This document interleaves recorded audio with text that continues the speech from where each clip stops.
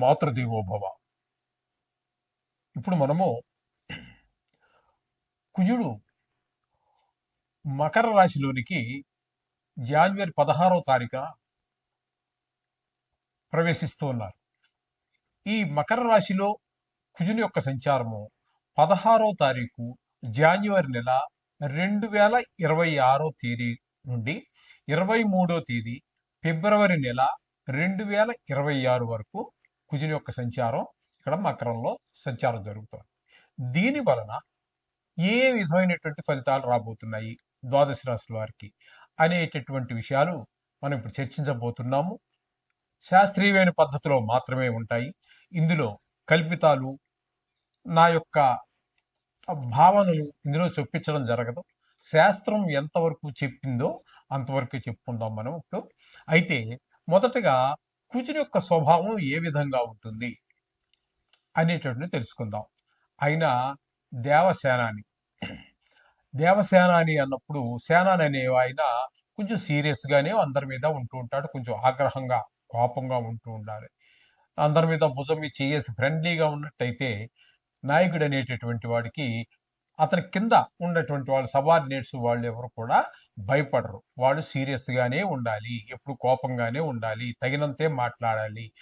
అంటే అనవసరమైన కోపం అని కాదు, కోపంగా ఉండాలి అంటే మొహం చూస్తూనే ఒక భయము, భక్తి రెండూ ఏర్పడే విధంగా ఉండాలి.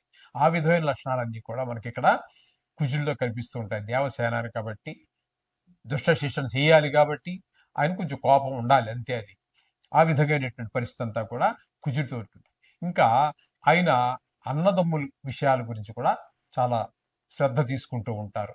అంటే ఆయన అన్నదమ్ములని కాదు, ఆయన మన జాతకంలో ఎక్కడున్నారో దాన్ని బట్టి, మన జాతకంలో ఉన్న దాన్ని బట్టి ఆ మనిషికి అన్నదమ్ములతోటి సౌఖ్యంగా, అదే అన్నదమ్ములతో సఖ్యంగా ఉండడం జరుగుతుందా, విరోధంగా ఉండడం జరుగుతుందా అనేది తెలుసుకోవచ్చు. అలాగే భూమికి సంబంధించి, భూమిపుత్రుడు కాబట్టి ఆయన భూమిపుత్రుడు అంటారు కాబట్టి ఆయన అతనికి భూమి అనేటటువంటి ఐశ్వర్యాల్లో అది కూడా ఒకటి. ఆ భూమి, ఇల్లు ఇవన్నీ కూడా ఉంటాయా లేదా అనే విషయాలు కూడా దాని ద్వారా తెలుసుకోవచ్చు. అలాగే యుద్ధం, ఎవరితో మాట్లాడినా చిన్న మాట అవతల మనిషి తప్పుగా మాట్లాడినా వెంటనే కోపం వచ్చేస్తూ ఉంటుంది, యుద్ధానికి సిద్ధపడిపోతూ ఉంటాడు. మామూలు మనుషులతోటే కాదండి, నవగ్రహాల్లో కూడా వేరే, అంటే రవితోటి, గురువుతోటి, ఆయన మిత్రులైన గ్రహాలు అయినటువంటి చంద్రుడితోటి, ఈ గ్రహాలతో వదిలిపెడితే మిగతా వారితో కూడా గ్రహ యుద్ధం చేస్తూ ఉంటాడు. మామూలుగా మన జాతకంలో మనం బాగాలేదనుకోండి, మనం కూడా ఇంచుమించుగా అదే పరిస్థితి ఉంటూ ఉంటుంది అనమాట. ఈ లక్షణాలన్నీ కూడా ఈ కుజుడి యొక్క ప్రభావాన్ని బట్టి అవతల మనుషుల మీద కూడా ప్రభావం పడుతూ ఉంటుంది. ఈ విధంగా ఉంటుంది. అలాగే శస్త్రములు, ఎంతసేపు గాయాలు అవ్వటం, లేకపోతే గాయం చేయటం, ఇట్లాంటివన్నీ శస్త్రాలకి సంబంధించినటువంటి వాళ్ళు ఇవన్నీ కూడా ఉంటుంటాయి. సహజంగానే వీళ్ళకు ఉన్నటువంటి లక్షణాలను బట్టి మనం చూసుకున్నట్టయితే వీరు ఎక్కువగా మిలిటరీలో ఆఫీసర్స్గా, లేకపోతే సైన్యంగా, అట్లు దాన్ని బట్టి వాళ్ళ యొక్క చదువును బట్టి మొత్తం మీద వీళ్ళు రాణించేటటువంటిది ఎక్కువగా మిలిటరీకి సంబంధించి దేశాన్ని కాపాడటం, ఇట్లాంటి వాటిలోనే వారి యొక్క ప్రతిభ బయటపడుతూ ఉంటుంది. వారు ఎక్కువగా మిలిటరీలో కనుక తీసుకున్నట్టయితే, మనం ప్రయత్నం చేసి అక్కడ వాళ్ళ యొక్క జన్మ డేట్ ఆఫ్ బర్త్ అవి తీసుకున్నట్టయితే మనం పరిశీలిస్తే వాళ్ళే 100కి 90 మంది పైన ఈ కుజుని యొక్క ప్రభావంతో ఉన్న వాళ్ళే ఉంటారు అక్కడ మీకు.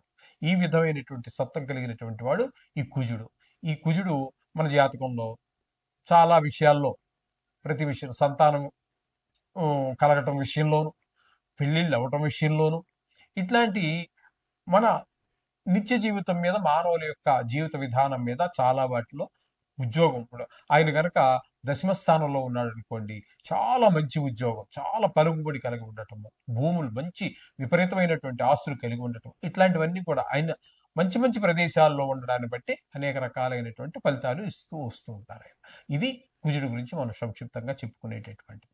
ఇప్పుడు మనం చెప్పుకుంటున్నది ఏంటంటే, ఇక్కడ ఆయన స్వభావం కరెక్టే, కానీ ఇక్కడ మనం చెప్పుకోబోయేది గోచార ఫలితాలు. ఆ గోచారంలో ఏ స్థానంలో ఉంటే ఏ ఫలితం అనేటటువంటిది ఇప్పుడు మనం తెలుసుకోబోతున్నాం.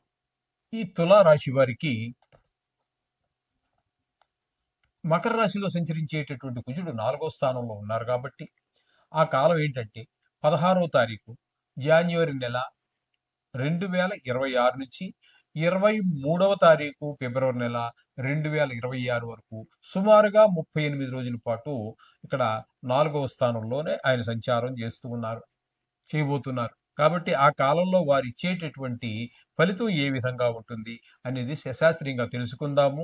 భాగ్యహాని భయం క్రూరం బంధువైరం ధనక్షయం రోగపీడాది సంతాప చతుర్థస్థానగే కుజే 4వ స్థానంలో కుజుడు సంచరించే కాలంలో భాగ్యహాని అన్నట్టయితే ధన నష్టము, భయం, ఏదో తెలియని భయం, విశేషమైన భయం, క్రూరం, కొంత చెడు స్వభావము, బంధువైరం అంటే బంధువులు మన సొంత బంధువులతోటే కూడా మనకి ఈ వైరం అంటే శత్రుత్వం పెరగటము, ధనక్షయం, అలాగే ధనం అనవసరంగా ఖర్చు అయిపోవడం, రోగ పీడాది సంతాప, రోగం వల్ల పీడింపబడడం, దానివల్ల కొంత సంతాపం, కష్టం, శ్రమ, ఈ విధమైనటువంటి కూడా చతుర్థ స్థానగే 4వ స్థానంలో ఉన్నటువంటి కుజుడు ఈ తులారాశి వారికి ఈ విధమైన ఫలితాలన్నీ కూడా ఇవ్వబోతూ ఉన్నారు. సో ప్రముఖంగా చెప్పుకోవాలి అన్నట్టయితే కుజుడు గోచార రీత్యా కుజుడు 3 రాశులలో మాత్రమే శుభ ఫలితములను ఇస్తాడు. 3 రాశుల్లోనే ఉండేవి 12 రాశులు. ఈ 12 రాశుల్లో 3 రాశుల్లో మాత్రమే ఆయన మంచి ఫలితాలను ఇస్తారు. ఆయన ఎవరెవరికి అన్నట్టయితే 3వ రాశిలో ఎవరికి ఉన్నారు ఇక్కడ మనకు చెప్పుకోవాలంటే 3వ రాశిలో అంటే మనకి 3వ రాశి అన్నట్టయితే వృశ్చిక రాశి వారికి 3వ స్థానం అవుతోంది. కాబట్టి వృశ్చిక రాశి వారికి చాలా మంచి చేస్తారు. అలాగే 11వ స్థానంలో కుజుడు ఉన్నట్టయితే 11వ రాశి ఎవరికి వచ్చింది? మనం చెప్పుకున్న వాటిల్లో మీనరాశికి వచ్చింది. మీనరాశికి కుజుడు 11వ స్థానంలో సంచారం చేస్తున్నారు కాబట్టి మీనానికి, అలాగే వృశ్చికానికి, అలాగే మనకి ఇంకోటి సింహానికి అంటే 6వ స్థానంలో సంచారం చేస్తున్నాడు. 3, 6, 11 రాశులు అంటే వారికి మాత్రము కుజుడు పూర్తి శుభ ఫలితాలన్నీ కూడా అందజేస్తూ ఉన్నాడు. 3వ స్థానంలో ఉన్నప్పుడు మనం ఇందాక చెప్పుకున్నాము, మరొకసారి చెప్పుకునే ప్రయత్నం చేద్దాం. సోదరులు, ఇంట్లో మంచి సేవకులు, వీళ్ళందరూ మన సహాయ సహకారాలు అందించటం, మనం ఉద్యోగం చేసే దగ్గర, వ్యాపారం చేసే అందరూ మంచి సహాయ సహకారాలు అందిస్తూ ఉంటారు. ఆ విధంగా 3వ స్థానం వారికి, 6వ స్థానం వారికి మంచి అంటే ఆరోగ్యం బాగుంటుంది, అప్పు కావాలంటే పుడుతుంది, అప్పులు తీర్చేయగలుగుతాం. ఇట్లాంటి శుభ ఫలితాలన్నీ కూడా మనకి కలహాలు, మంచి పేరు, శత్రువులుగా ఉన్న వాళ్ళు కూడా మిత్రులుగా మారడం లాంటి మంచి ఫలితాలు ఇస్తారు. అట్లాగే ఏకాదశ స్థానంలో ఉన్న వారికి ధన లాభాన్ని బాగా చేకూరుస్తారు. ఆయన ఏదైనా పని చేసినప్పుడు అందులో మీ నైపుణ్యం కూడా బయటపడుతుంది. ఈ విధమైనటువంటి 3 రాశులకి మాత్రమే మీకు మంచి ఫలితాలు ఇవ్వబోతున్నారు. అవి ఏంటంటే మరోసారి చెప్పుకుందాం. సింహరాశి వారికి, అలాగే వృశ్చిక రాశి వారికి, మీనరాశి వారికి 3 రాశులకు మాత్రమే. మిగతా వారన్నిటికీ కూడా ఈయన ఏ విధమైన శుభ ఫలితాలు ఇవ్వజాలరు. కాబట్టి వీరందరూ కూడా రోజు మనం 2-3 సంవత్సరాల నుంచి మనం చెప్పుకుంటూనే ఉన్నాము. కాబట్టి ఈ నవగ్రహ ప్రార్థన చేసుకోండి. ఇందులో గాయాలు అని కానీ దెబ్బలు తాకే అవకాశం ఎక్కువగా ఉన్నట్టయితే కూడా, ఎక్కడైతే మనం చెప్పుకున్నాం కదండి ఇప్పుడు, వాటి ఎవరు విన్నారు కదా మీరు, వారందరూ మాత్రం కవచాన్ని, కుజ కవచం అని వస్తుంది, మీరు గూగుల్లో వెతుక్కోవచ్చు. లేదా పుస్తకాల షాపుల్లో కూడా నవగ్రహాలకు సంబంధించినటువంటి పుస్తకాలు అమ్ముతారు కదా, వాటిలో కవచం అని అడగండి, వారు ఇస్తారు షాప్ వారు.